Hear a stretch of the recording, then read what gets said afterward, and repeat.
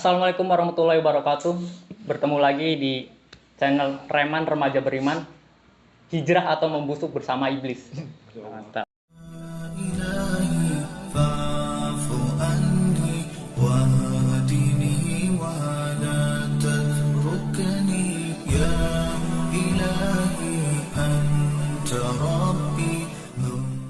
Oh ya, jadi di sini kita mau bicara tentang temanya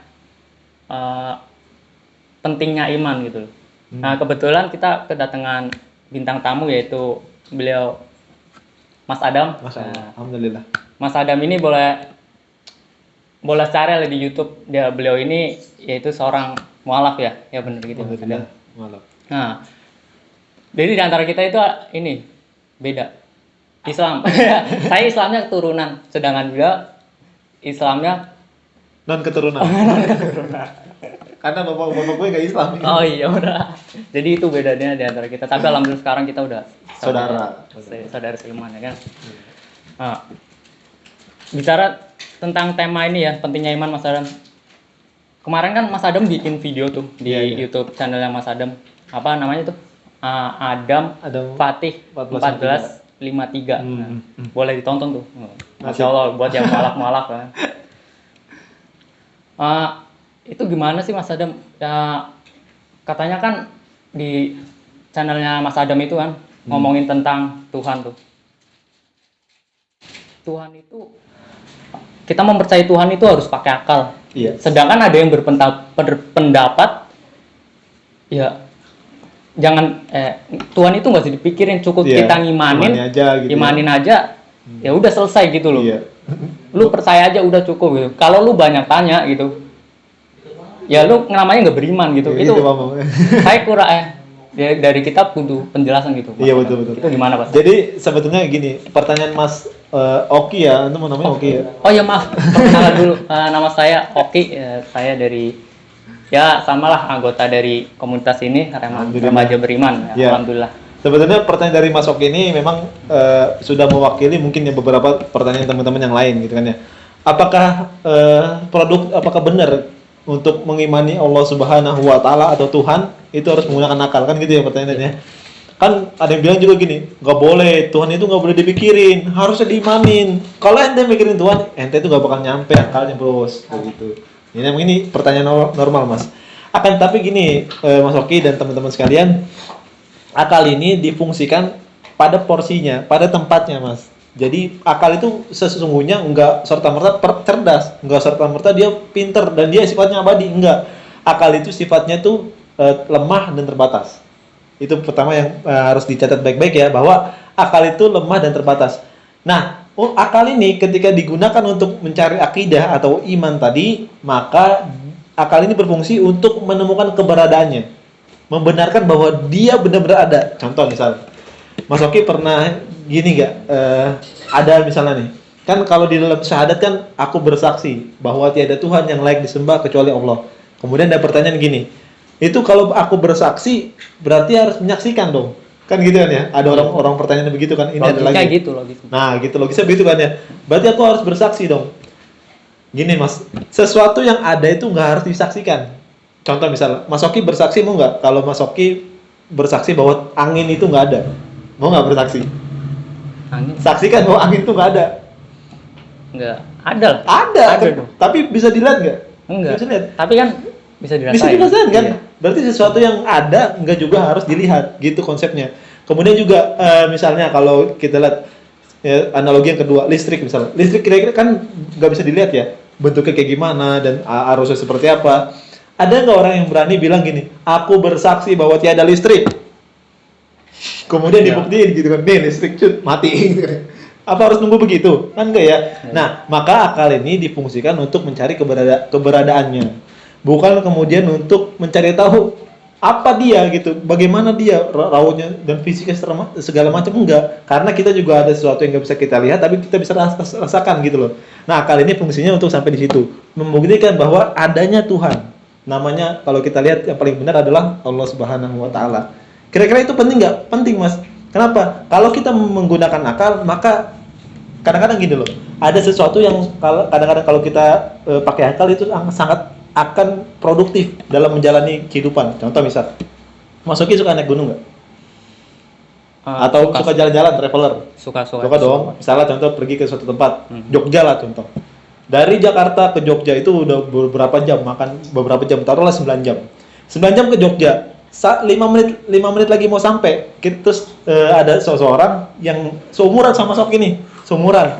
Kemudian Mas itu bilang gini, Mas, sini deh Mas. Ya, kenapa Mas? Ada yang bisa saya bantu kan gitu ya? Bisa minta tolong nggak beliin bawang di Jakarta? Mau nggak kira-kira? Udah jalan jauh nih dari Jakarta, pengen ke Jogja. 5 menit lagi mau sampai, tiba-tiba ada orang nyuruh, datang ke Mas Oki, minta tolong beli bawang di Jakarta. Mau, saya pukulin. Pasti nggak mau ya? Iya. Kenapa nggak mau? Karena kita mikir, lu tuh siapa lu gitu kan ya? Kalau bahasa umum, lu tuh siapa nyuruh gue? Gitu loh.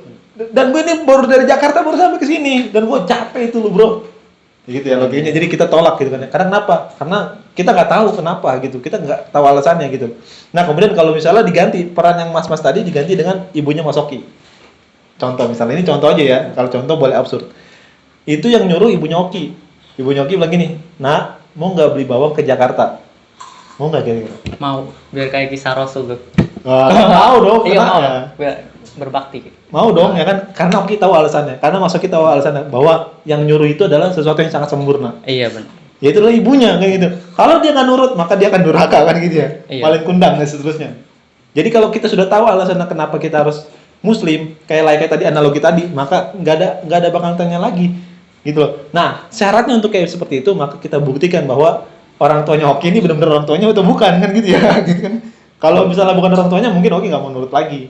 Nah, disitulah pentingnya akal, Mas. Jadi akal itu untuk difungsikan untuk mencari keberadaannya. Keberadaannya bukan objeknya gitu loh. Jelas sampai sini ya. Oh, berarti bisa saya ini enggak? Saya berpendapat juga gini. Misal kayak ada kita mempercaya adanya ini, ada di langit ada suara dentuman ini pesawat.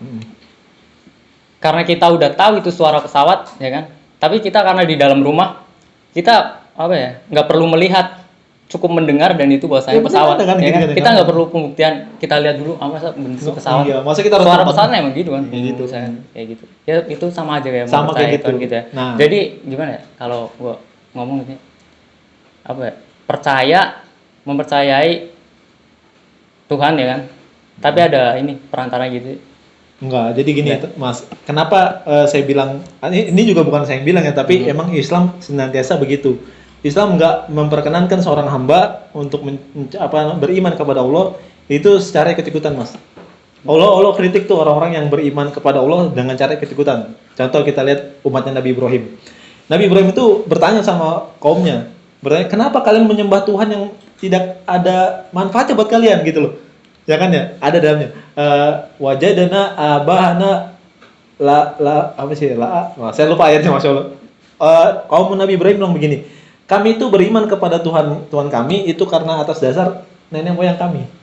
Begitu loh. Kamu ngerti itu Allah kritik di situ. Artinya emang nggak boleh kita beriman atas dasar ikut-ikutan. Ya. Nah maka dari situ pentingnya peran akal. Nah pertanyaannya, kenapa harus akal kan gitu ya? Kenapa nggak yang lain? Kita kan di dalam diri manusia kan banyak sekali dong yang bisa kita manfaatkan untuk beriman kepada siapapun gitu kan ya. Karena akal salah satunya yang paling produktif untuk menemukan kebenaran. Kalau misalnya kita ambil contoh perasaan. Kalau kita beriman atas dasar perasaan, kan kadang-kadang itu ya ada ya. Misalnya gini, udahlah iman aja kepada Allah, iman aja kepada Tuhan gitu loh. Akui aja. Udah nggak usah banyak mikir, nggak usah banyak tanya. Allah tuh baik, Allah tuh ya Allah kasih sayangnya tuh sangat luar biasa buat kita gitu kan. Atas dasar perasaan. Kalau lagi keadaannya lagi senang nih Mas, kan kalau kita tahu ya perasaan itu kan senantiasa bolak-balik ya. Kadang seneng, kadang tidak seneng gitu kan ya. Kalau kita lagi suka sama orang, kita ngeliatnya aja ya Allah gitu, pengen miliki dan seterusnya. Nah perasaan itu kan bolak-balik, makanya Rasul ada doanya tuh dalam sebuah hadis ya kan ya. Ya muqallibal qulub, tsabbit qulub ala dinik. Artinya Rasul tahu bahwa hati manusia itu bolak-balik. Nah bayangin kalau iman pakai perasaan. Kalau kita lagi keadaannya lagi bagus misalnya, lagi enak, ya Allah terima kasih atas rahmatmu ya Allah, bersyukur. Tapi kalau kita lagi sial, Allah tuh ya jahat banget sih gitu kan ya. Itu kan kalau atas dasar perasaan. Beda tapi kalau dengan akal. Kalau akal, Kalau akal sudah puas, maka dia mikir gini, ya Allah udah ciptain, Allah udah ciptain saya dan Allah maunya begini, ya sudah, gitu loh. Semua yang Allah kasih ke saya akan kembali lagi kepada Allah Subhanahu wa taala. Makanya dalilnya inna lillahi wa inna ilaihi rajiun. Gitu loh. Setiap apapun yang kita dapatkan, maka itu semua dari Allah. Setiap apapun yang diambil dari Allah, ya itu dari Allah juga. Semua kembali kepada Allah Subhanahu wa taala. Situlah kenapa? Karena akal itu nggak bisa lagi untuk melampaui semuanya. Gitu loh. Mantap kan ya? Mantap, Masya Allah. Iya, apa ya, beriman berarti harus pakai akal ya, harus pakai akal, wajib, nggak boleh perasaan, karena kalau perasaan berubah-ubah kayak cewek ya. Cewek kan kalau mencintai pakai perasaan gitu. Iya, pakai perasaan, bisa berubah-ubah moodnya, kadang nanti sedih ya kan, nanti bisa marah ya kan. Bisa. Ini jomblo-jomblo gitu. Jadi apa ya, buat kesimpulannya, kesimpulan ini gimana Mas? Nah, kesimpulan dari keseluruhan ini. Mungkin juga Mas Oki, buat teman-teman semua, mungkin juga ada pertanyaan besar gini. Ketika sudah mendapatkan keimanan dengan akal itu, lalu di mana letak akal? Kan gitu ya. Iya. Apakah masih difungsikan akal ini untuk mengkorek-korek perintah Allah apa gimana, kan gitu ya.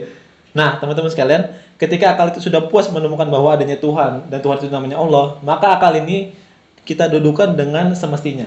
Akal ini ditugaskan oleh Allah Subhanahu wa taala untuk memahami apa yang Allah mau. Kan gitu ya. Allah kan gini, kalau kamu mau cari Tuhan, ya pikirkanlah. Kalau kamu sudah nemu Tuhan yang benar namanya Allah, maka gunakan akal kamu tadi untuk memahami apa yang saya mau. Allah semua tulis dalam Al-Qur'an. Kan gitu. Itulah yang disebut dengan syariat gitu loh. Maka kalau soal akidah, soal mempertanyakan keberadaan Allah, itu boleh pakai akal. Akan tetapi kalau soal yang diperintahkan oleh Allah Subhanahu wa taala, maka itu udah nggak boleh lagi pakai akal. Kan ada ya sekarang, zaman sekarang ya. Diakal-akalin, syariat diakal-akalin, tapi perkara Allah nggak boleh diakal-akalin. Maksudnya nggak boleh dipikirkan. Itu yang bahaya, Mas. Yang kita lihat ya, Muslim sekarang tuh terbalik. Kalau dia soal akidah dia nggak boleh banyak tanya, tapi perkara syariat dia banyak tanya. Paham nggak sini? Misalnya gini, kenapa sholat subuh harus jam 4 sih? Kenapa nggak jam 8 pagi, kan enak bangunnya gitu maksudnya. Oh, iya. Yang ini kan ya. Karena kenapa? Dia mempermasalahkan syariat gitu, akal-akalkan syariat. Ada lagi yang bilang gini, ya udahlah nggak apa-apa kalau kerudungan tuh ya di masjid aja. Terus kalau di luar ya bebas aja, nggak masalah gitu loh. Kan nggak nyambung gitu loh. Kan hijab itu buat sholat gitu loh, bukan buat bergaul. Kan ada ya, mengakal-ngakalan syariat. Jadi fungsi akal itu nggak semestinya untuk mengorek syariat. Di mana dalilnya? Kalau soal syariat maka kita rujukan kepada dalil. Allah mengatakan dalam Al-Qur'an, sami'na wa ata'na. Kalau ada orang beriman yang dia sudah menemukan Allah Subhanahu wa taala adalah sebagai Tuhan, maka langkah selanjutnya akal itu untuk didudukan untuk memahami apa yang Allah mau. Dan hebatnya gini, Mas. Allah itu kan tahu ya bahwa manusia itu ada yang sombong, ada yang enggak, dan seterusnya. Ketika manusia sudah menemukan Allah, maka Allah memerintahkan kepada manusia, wa aqimus shalah. Masya Allah. Di sini filosofinya sangat luar biasa, Mas Oki. Kenapa begitu? Lihat, di dalam sholat kita diperintahkan oleh Allah untuk sujud, kan gitu ya. Tadi akal itu letakkan di mana, Mas? Di kepala dong. Realitanya di kepala dong. Nah, akal yang tadi difungsikan untuk memikirkan keberadaan Allah yang sangat sempurna, maka sekarang kata Allah, kalau kamu udah beriman, tundukkan kepala kamu di tempat yang paling rendah, yang dimana lebih tinggi daripada bokong kalian. Itu menggambarkan bahwa akal kita tuh gak ada apa-apanya untuk memahami apa yang Allah mau. Apa nggak ini? Kalian tuh hanya seorang manusia yang saya ciptakan gitu loh. Dan kalian nggak boleh untuk mikir-mikir apa yang saya mau. Kalian cukup pikir keberadaan saya, bahwa saya itu benar adalah Tuhan. Nggak untuk syariat gitu, Mas. Jadi akal itu difungsikan untuk memahami apa yang Allah mau, bukan untuk mengakal-ngakali apa yang Allah mau gitu loh. Jelas sampai sini ya. Jadi nggak ada lagi tuh sistem gini, ambil agama setengah jadi dibuang. Enggak. Semua yang perintah Allah yang masuk kepada kita, maka kita terima dengan sami'na wa ata'na. Keren ya, Masya Allah. Masya Allah. Oh iya, Mas, ini kan udah mau mendekati bulan puasa juga nih ya, Ramadan ya kan. Ini sebagai penutup nih. Ya, insya Allah. Apa pesan-pesan buat para penonton Alhamdulillah. di Reman ini gitu? Begini teman-teman sekalian, tidak ada sesuatu yang terjadi secara kebetulan. Setiap apapun yang terjadi, maka kalau itu masih kita bisa kuasai, maka itu atas dasar pilihan kita. Kita sekarang sudah beruntung, Masya Allah, kita dimudahkan oleh Allah Subhanahu wa Ta'ala untuk menjalankan perintah Allah. Beda dengan zaman sahabat. Zaman sahabat itu ketika mau sholat aja, Masya Allah, itu sampai dilempari batu dulu, sampai berjuang menumpahkan darah dulu. Masya Allah, mau puasa dihalang-halangi dulu, dan seterusnya. Banyak syariat di zaman Rasul itu dihalang-halangi. Alhamdulillah sekarang kita sudah tidak merasakan seperti itu. Maka berterima kasihlah kepada nenek moyang kita, yaitu Rasulullah, yang mengajarkan kita gitu loh, yang mencontohkan seluruhnya dengan cara menjalankan perintah Allah Subhanahu Wa Taala. Pilihlah sesuatu yang mulia, maka Allah akan memuliakan Anda. Pilihlah sesuatu jalan ketaatan, maka Allah akan bahagiakan Anda. Kalau Anda pilih sesuatu yang maksiat, yang memaksiati Allah Subhanahu Wa Taala, maka Allah akan sengsarakan Anda secepat mungkin, tidak lama dan tidak lain, pasti Anda akan sengsara, Masya Allah. Kalau kalian maksiat kepada Allah Subhanahu Wa Taala, Masya Allah. Masya Allah. Mantap ya. Mantap banget. Islam Keren ya. luar biasa banget ya. Alhamdulillah. Jadi buat ini ya, buat kayak emang orang mualaf nih, buat masuk Islam itu nggak asal buat masuk Islam gitu ya. Harus biar imannya teguh, malah Allah sendiri yang suruh lu banyak tanya gitu loh. Tanya tentang keberadaan saya gitu. Berarti ya itu fungsinya akal gitu Alhamdulillah. ya. Alhamdulillah. Oh ya, sekian. Nah, jazakallah ya Mas Adel. Alhamdulillah. Jazakallah khairan katsiran. Telah udah mau mengisi ya Alhamdulillah. podcast bareng sama Reman Remaja Beriman. Ya sampai sini aja. Jangan lupa share, like, dan subscribe ya. Buat Masya Allah. penonton kita ya. Dan semoga dan doakan kita istiqomah Amin. dalam membuat video. Amin. Ya, buat dakwah kita bareng-bareng gitu. Ya, sekian. Assalamualaikum warahmatullahi wabarakatuh. Waalaikumsalam. Waalaikumsalam. Wabarakatuh.